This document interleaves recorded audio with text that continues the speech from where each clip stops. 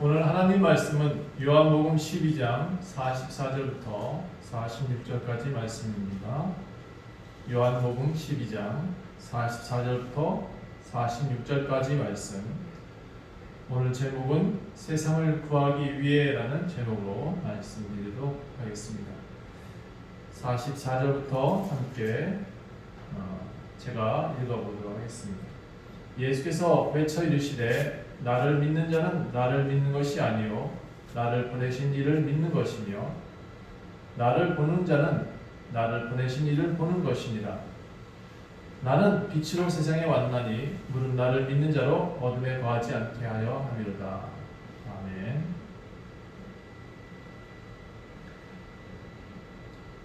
오늘은 2021년도 계획부터 함께 나눴으면 좋겠습니다. 가장 큰 계획은 코로나가 종식되는 것입니다. 백신과 치료제가 빨리 나와서 모든 교회들이 회복되기를 가장 먼저 계획해보고 기도하는 마음으로 했습니다. 두 번째는 우리 교회들이 이제 교회다워졌으면 좋겠습니다. 더욱더 건강한 교회가 되어졌으면 좋겠습니다. 코로나로 인해서 우리가 더욱더 건강한 교회들만 살아남는다라고 생각합니다. 원주 좋은교회는 오늘 비대면 예배를 드리고 있습니다.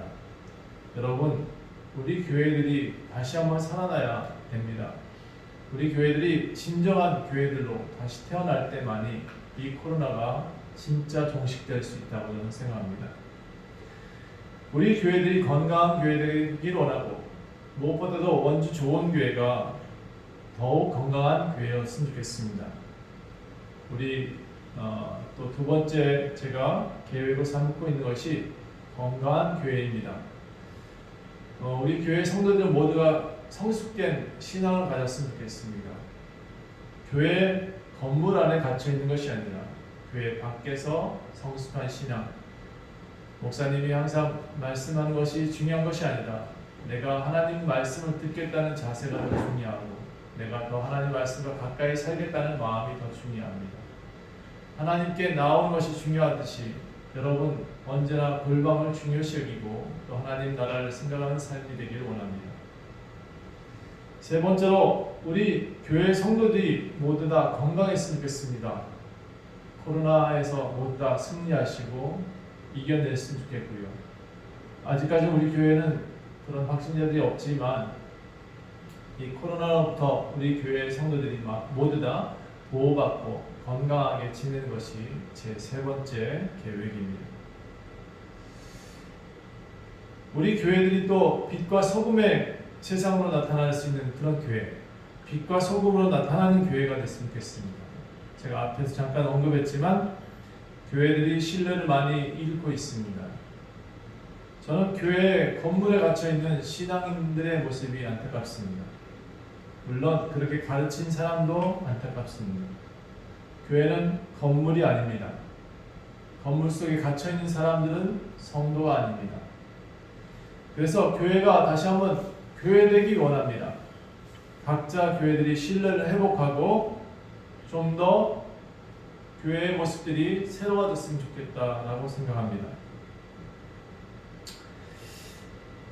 빛과 소금은 교회 안에서 나타나는 것이 아닙니다. 세상 속에서 나타나는 것이 가야 교회가 교회다는 모습이지요. 우리 교회들이 지금까지 성도들 교회 안에만 모았다면 이제는 그들이 진짜 소금과 빛의 역할을 할 수 있도록 바깥에 더 많이 나가서 영향을 줄 수 있는 그런 성도들로 키워내야 되겠습니다. 제 바람이 있다면 빨리 코로나가 끝나서 저희 교회도 작은 소모임이 다시 한번 생겼으면 좋겠다 생각합니다. 성도들과 성경 공부라고 저는 안 하지만 성경 연구회 모임을 좀 해서 함께 성경도 읽고 같이 차도 마시고 함께 옛날에 하던 그 일상이 너무 그립습니다. 여러분 그런 일들이 다시 한번 일어났으면 좋겠다는 것이 제 또 계획입니다. 저희 교회는 작은 카페를 좀 만들고 싶습니다. 올해 안에 이렇게 앞부분을 약간 나가서 작은 카페 누구나 드나들 수 있는 카페가 됐으면 좋겠고 그 카페를 지나면 또 교회 와서 언제나 기도할 수 있는 그런 모습도 맞춰갔으면 좋겠다 해서 저희 교회 입구를 살짝 막아볼까 하는 생각을 갖고 있습니다. 작은 카페 여러분 많이 만들게 되면 많이 오셔서 누구나 드나드실 수 있는 그런 모습이 됐으면 좋겠다 생각합니다. 그리고 또 하나의 계획이 있습니다. 저는 열심히 이제 좀 걸어야 될 때가 됐지 않았나? 맨날 하던 얘기인데 이제 좀 실천해 보고 싶습니다. 올해 제가 50이 됐습니다.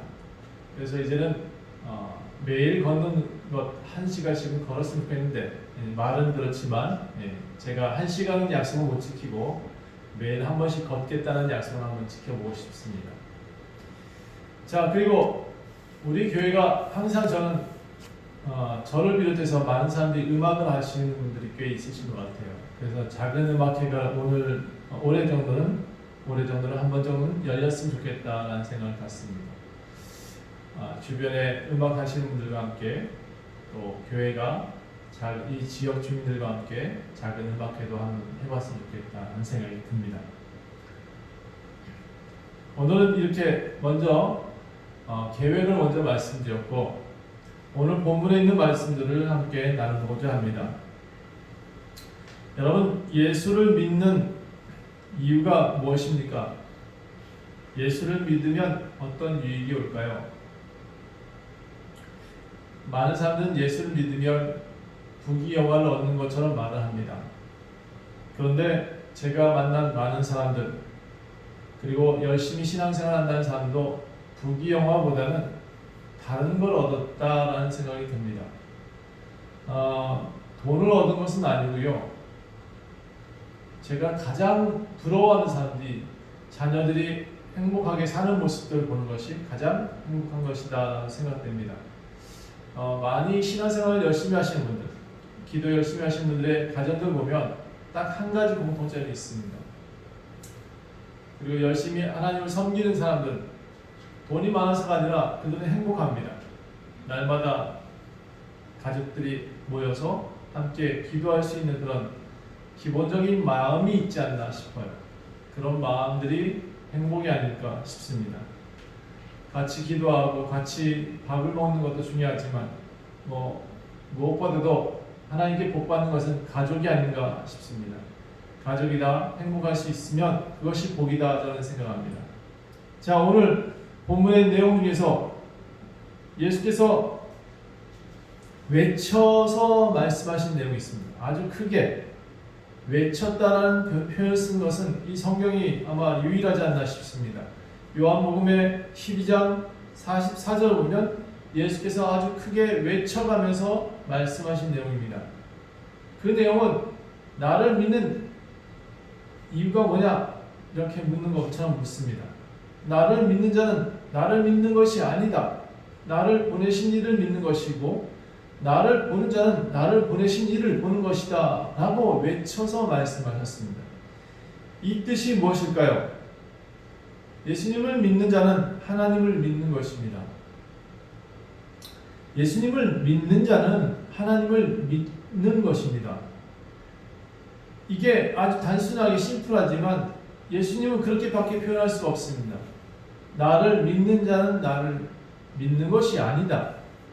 지금 보이는 것을 믿는 것이 아니고 나를 보내신 하나님을 믿는 것이다 라는 겁니다. 그리고 예수를 믿는 자는 하나님을 이미 믿는 사람들이라 믿을 수 있다라고 말하고 있습니다. 예수님은 당신을 보는 자는 하나님을 보는 자다라고 말하고 있습니다. 45절에 나를 보는 자는 나를 보내신 이를 본다라고 표현하고 있습니다. 여러분, 믿음을 구체적으로 정의한다라고 한다 그러면 어떤 사람들은 이렇게 말할 것입니다. 난 매일 교회에 나옵니다. 매일 주님께 기도합니다. 매일 성경 읽습니다. 이건 믿음이 아닙니다. 그건 어쩌면 내가 스스로 정당화하는 일일 수도 있습니다.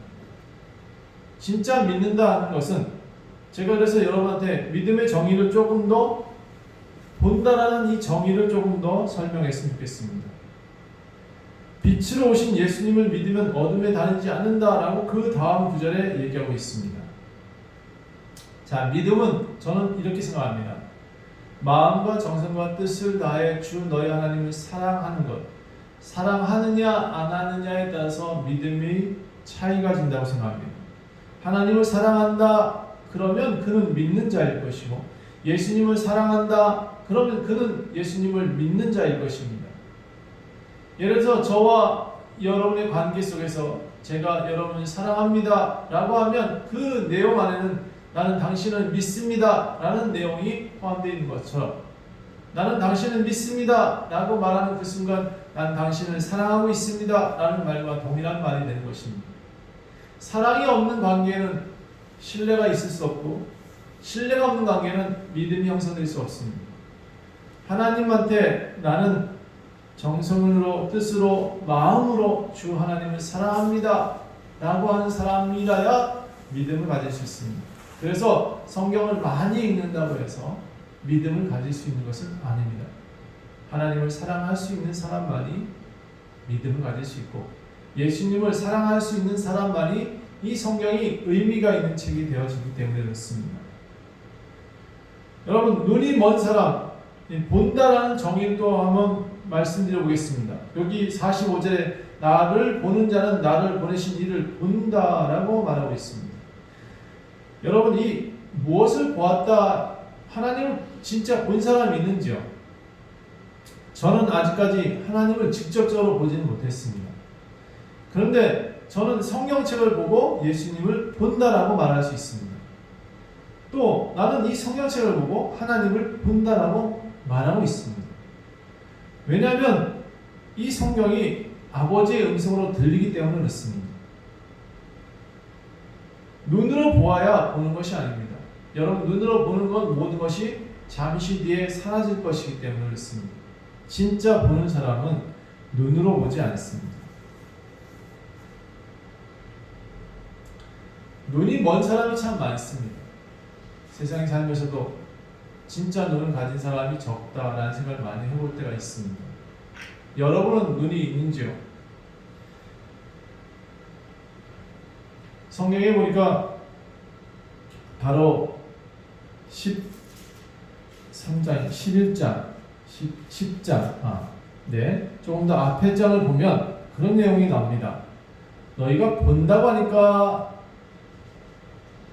도리어 맹인이다 라고 말하고 있습니다. 예수님은 보는 사람한테 맹인이다 라고 표현하셨습니다. 왜 이렇게 말씀하고 있냐면, 보지 못하는 사람, 눈먼 사람한테는 눈을 뜨게 하기 위해서 예수님 오셨다라고 말하고, 눈으로 본다는 사람은 어둡게 하셨다라고 말하고 있습니다. 저는 많은 사람들이 애써 눈을 가리는 것을 봅니다.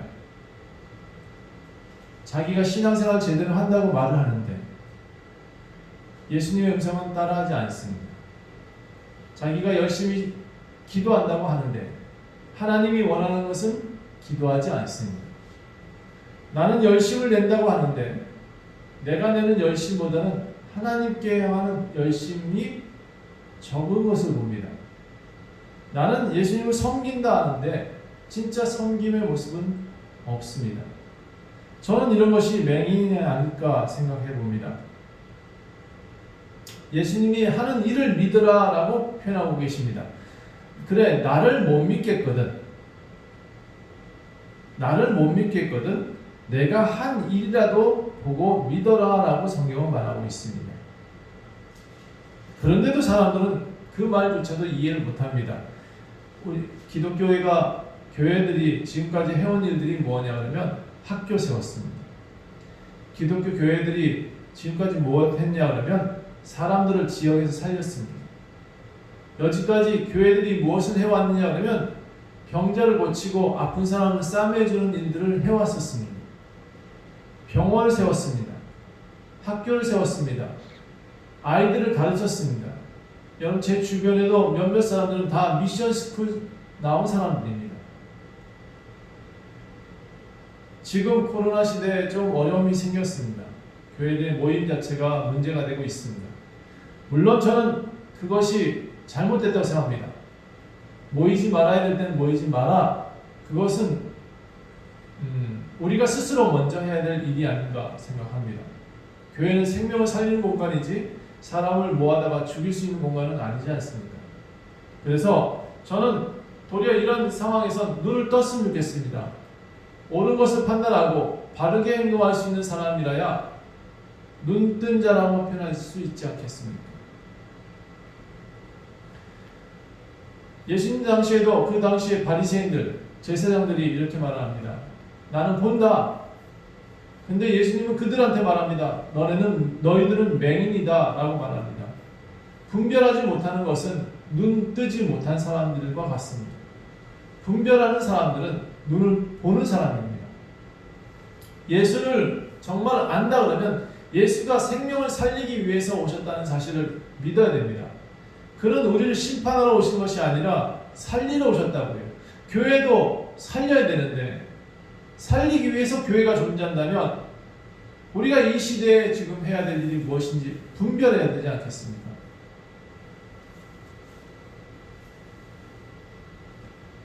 하나님 앞에 겸손하지 않는 사람들, 형식과 내용만 강조하는 사람들, 건물만 강조하는 사람들, 그런 사람들이 어떻게 하나님을 본다라고 말할 수 있는지 모르겠습니다.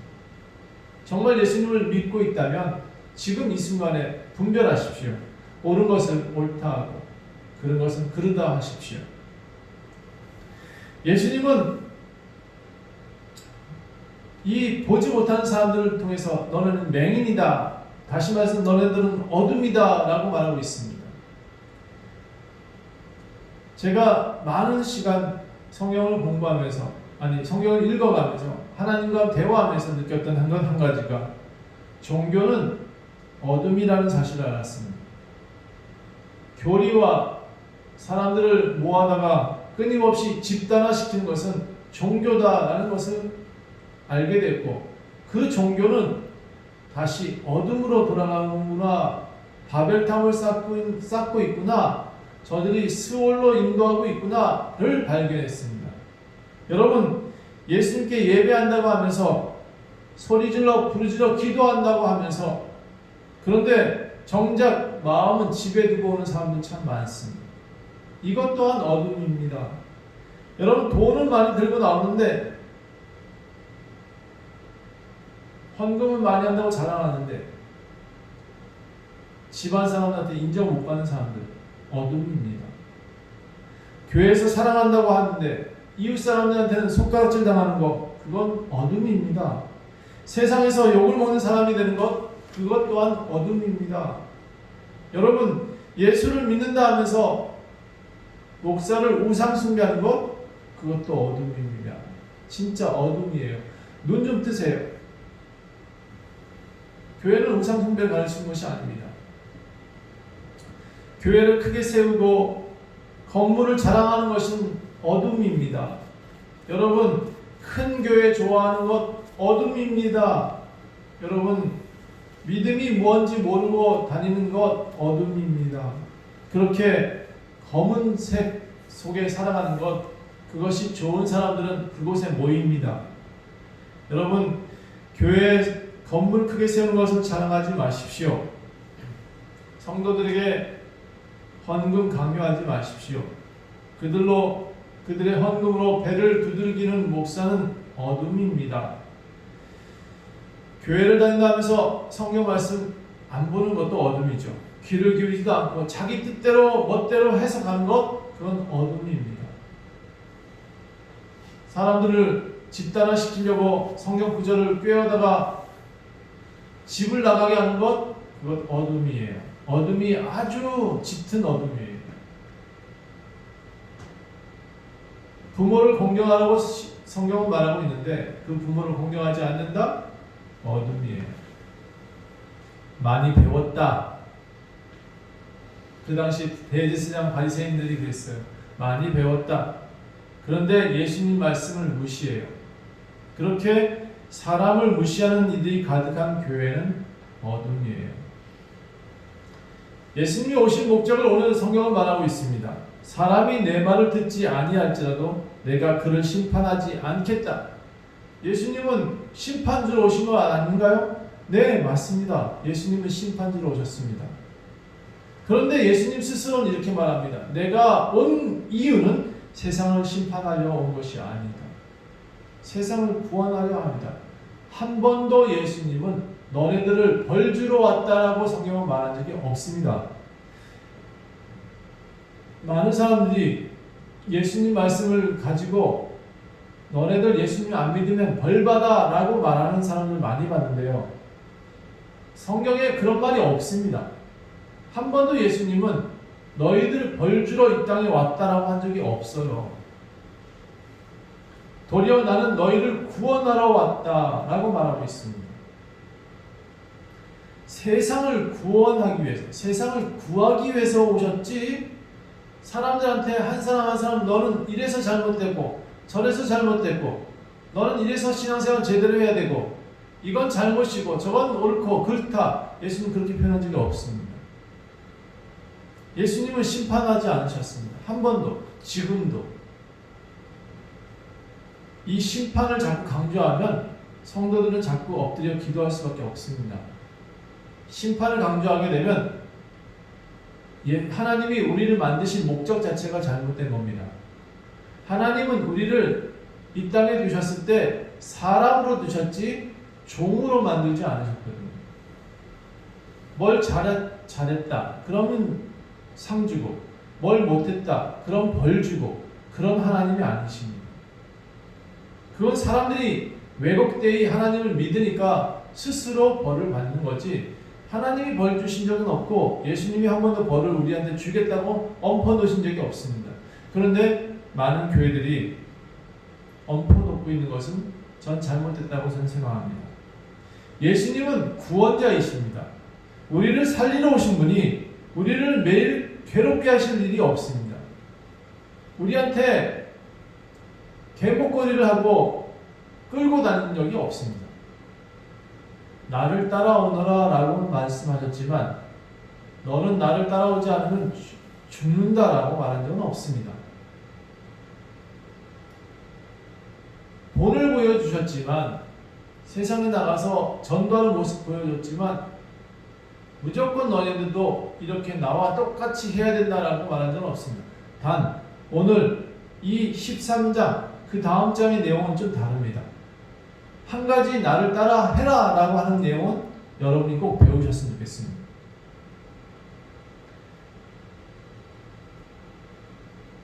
예수님은 당신이 하나님의 아들이기 때문에 나를 섬겨야 된다, 나를 숭배해야 된다라고 가르친 적은 없습니다. 다만 이렇게 표현하십니다. 나는 하나님의 말씀을 전달하는 사람이다, 아들이다 라고 표현했습니다. 예수님만 그러냐? 많은 사람들이 선지자로 오셨죠. 하나님의 말씀을 전달. 그래서 그 선지자들이 전달을 많이 했습니다.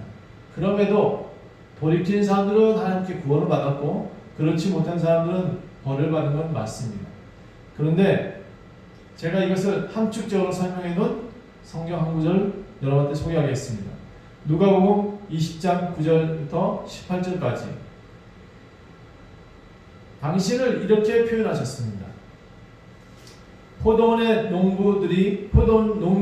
주인이 농부들한테 포도원을 맡기고 떠났습니다. 타국에서 오래 살았죠. 그랬더니 때가 됐어요. 나무가 열매가 열 때가 됐어. 그래서 소출을 좀 거들어 갔습니다. 먼저 누구를 보냈냐? 종을 보냈습니다. 이 종을 3번이나 보냈는데 다 어떻게 했냐면 때려가지고 보냈습니다. 그래서 야, 이거 종을 보냈더니 이렇게 홀대하는가 보다. 그래서 그 주인이 아들을 보냅니다. 그래, 내 아들은 존경하겠지 해서 보낸 것이 아들이랍니다. 그 아들 누구겠어요? 여러분, 포도원 주인은 하나님, 농부는 세상에 있는 사람들이겠죠. 그리고 아들은 누구죠? 아들은 예수 그리스도를 가리키고 있습니다. 그 앞에 종들은 이미 구약부터 오래전부터 선지자들이 하나님 말씀을 전달해 왔죠. 그들도 때렸지요. 세상 사람들은 그렇게, 세상 종교 지도자들은 그들도 때려서 보냈습니다. 아들도 존경할까 했더니 아들도 때리네. 아니, 아들은 죽여버렸죠. 여러분, 어떻게 하나님이 반응하실까요? 어떻게 그 주인은 하셨을까요? 그렇게 하나님 앞에 범죄하였던 사람들 다 성경은 분명한 심판을 얘기하고 계십니다. 물론 그들이 자초한 심판입니다. 저는 하나님이 그렇게 하겠다, 해야 된다라고 말씀하신 적은 없습니다. 당연히 그렇게 되지 않겠느냐라는 결론을 성경은 말하고 있습니다. 여기 오늘 예수님도 나는 하나님의 아들로 왔다라고 말씀하시기 전에 나는 내 말을 듣고 지키지 않냐 할지라도 내 아버지가 행한 모든 것을 보고 또 내가 한 것을 보고 믿었으면 좋겠다라고 표현하시면서 내 말이 자의로 말한 게 아니다. 내가 스스로 말하는 것도 아니다. 49절에 내 말은 나를 보내신 아버지께서 내가 말할 것을 가르쳐 주셨고 이것을 친히 명령해 주셨기 때문에 나는 그 명령을 따르고 그것을 여러분한테 영생으로 가르쳤다 라고 말하고 있습니다. 여러분 스스로 예수님이 당신 것을 가지고 한마디 하신 적이 없습니다. 하나님의 전달자로 오셨죠. 이 주인이 보낸 종들과 아들의 공통점은 세상에서 군림하지 않습니다. 하나님 말씀을 그냥 전할 뿐이었습니다. 그렇게 전달하러 왔지만 많은 이들은 그를 죽였습니다. 앞에 사람은 때리고 아들은 죽이고 그게 우리들의 모습이 아닌가 돌아봤으면 좋겠습니다.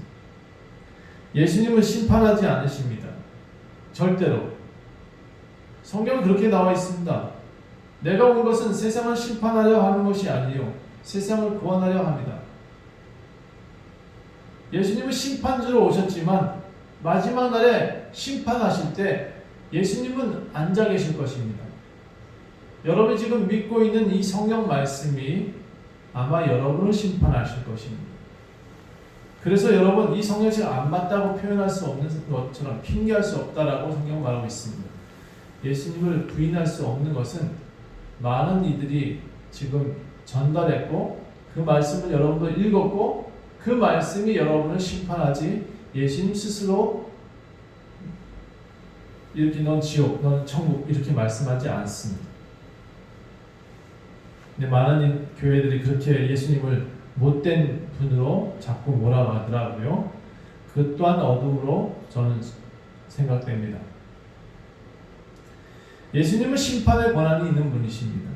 그러나 당신께서 직접 심판하는 것이 아니라 지금 여러분 보고 있는 이 성경 말씀, 곧 예수님께서 하신 그 세상에 전달하신 그 말씀이 사람들을 심판하게 되어졌습니다.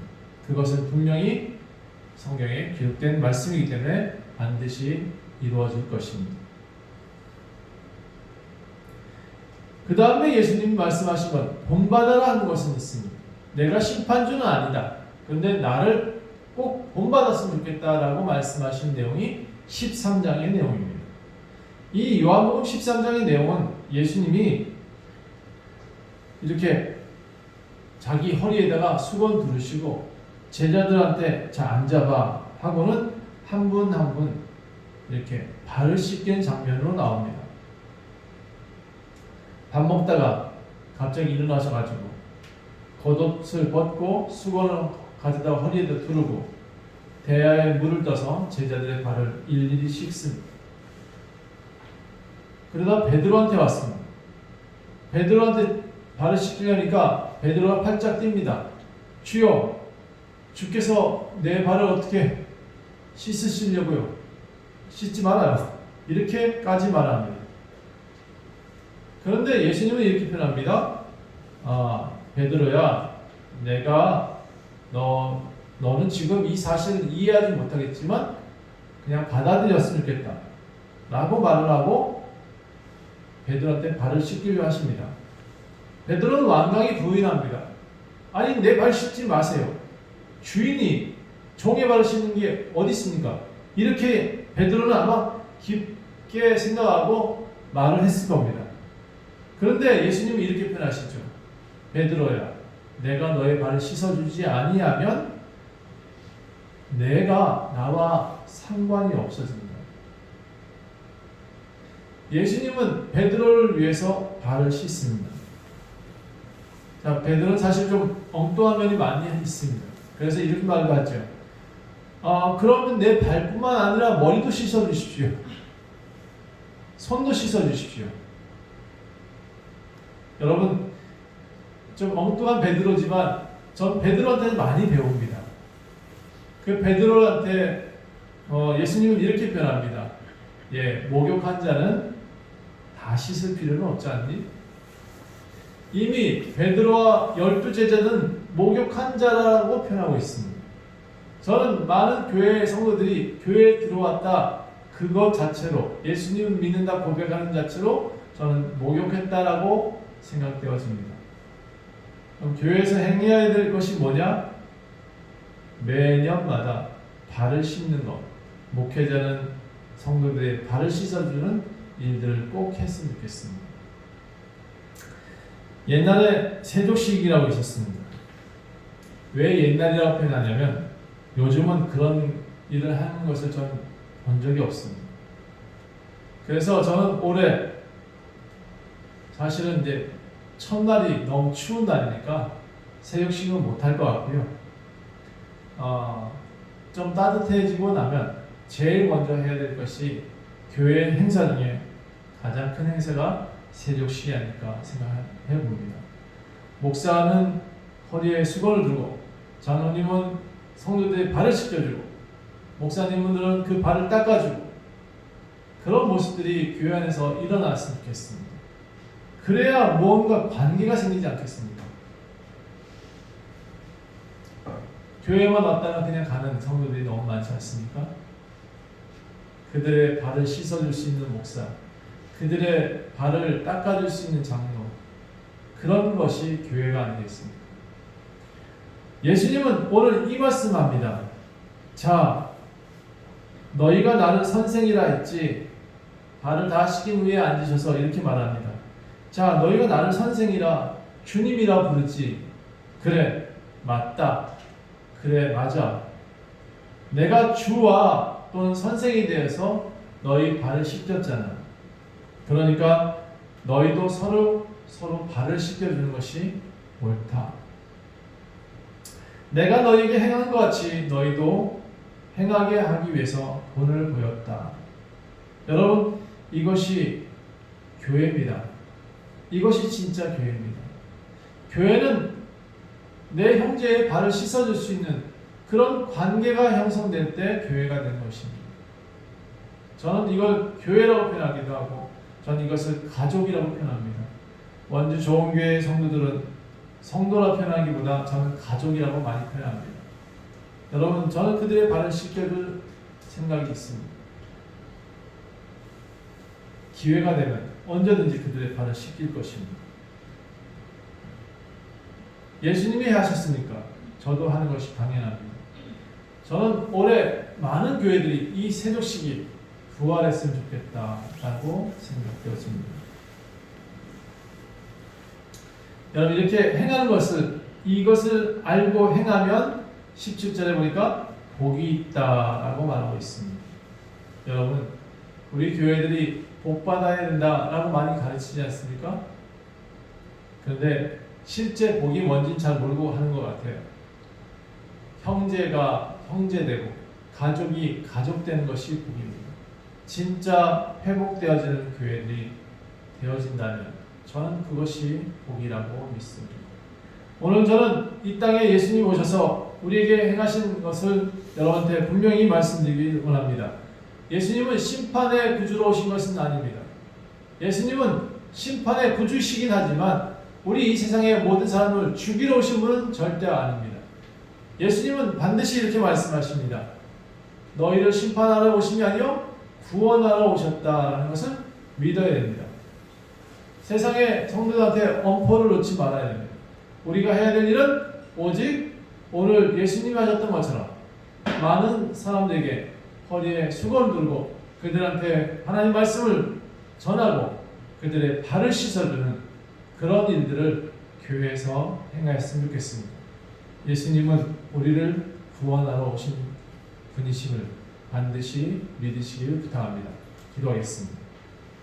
하나님, 우리를 구원하신 예수님, 우리에게 오셔서 발을 씻겨주시는 예수님, 우리와 관계성을 만들기 원하신 예수님, 우리에게 하나님 나라를 온전히 설명해 주러 오신 예수님, 아버지께서 보내셔서 나를 본 자는 아버지를 본 자다, 본 것과 같다라고 말씀해 주신 예수님, 우리는 이렇게 합리적인 예수님을 믿습니다. 그 예수님이 우리에게 오셔서 하신 모든 말씀들이 우리가 반드시 믿고 따라가야 될 그 말씀임을 분명히 기억하고, 오늘 원주 좋은교회가 한 해 동안 해야 될 일들을 함축해서 말씀하신 것을 믿고 따를 수 있도록 하여 주시옵소서. 오직 주님을 사랑합니다. 우리가 더욱더 주님을 높일 수 있게 하옵소서. 감사드리며 예수 그리스도의 이름으로 간절히 기도합니다.